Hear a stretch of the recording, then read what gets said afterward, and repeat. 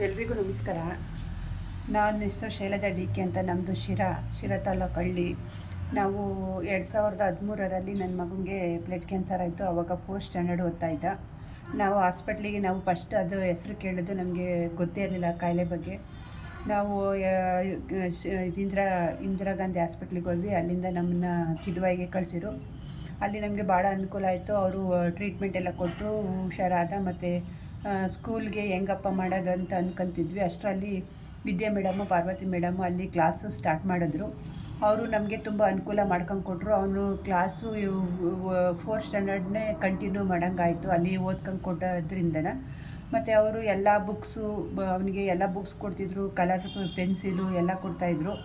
ಅವನು ಹಂಗಾಗಿ ಡ್ರಾಯಿಂಗು ಎಲ್ಲ ಚೆನ್ನಾಗೇ ಬಿಡಿಸ್ತಿದ್ದ. ಇಲ್ಲಿ ಮತ್ತೆ ನಾವು ಡಿಸ್ಚಾರ್ಜ್ ಆಗಿ ಬಂದಮೇಲೆ ನಮಗೆ ಅನುಕೂಲ ಆಯಿತು. ಮತ್ತು ಅದೇ ಕ್ಲಾಸ್ ಕಂಟಿನ್ಯೂ ಮಾಡಿ ಇವಾಗ ಅವನು ಫಸ್ಟ್ ಇಯರ್ ಇಂಜಿನಿಯರಿಂಗ್ ಮಾಡ್ತಾಯಿದ್ದಾನೆ. ಈಗ ನಮಗೆ ಸೆಕೆಂಡ್ PUC ಇಂದ ಅವರು ನಮಗೆ ಸ್ಕಾಲರ್ಶಿಪ್ಪು ಕೊಡ್ತಾಯಿದ್ದಾರೆ. ಅದರಿಂದಲೂ ನಮಗೆ ತುಂಬ ಅನುಕೂಲ ಆಗ್ತೈತೆ. ಮತ್ತು ಪಾರ್ವತಿ ಮೇಡಮ್ಗೂ, ವಿದ್ಯಾ ಮೇಡಮ್ಗೂ ನಾನು ಧನ್ಯವಾದನ ಅರ್ಪಿಸ್ತಾ ಇದ್ದೀನಿ. ಎಲ್ಲರಿಗೂ ನಮಸ್ಕಾರಗಳು.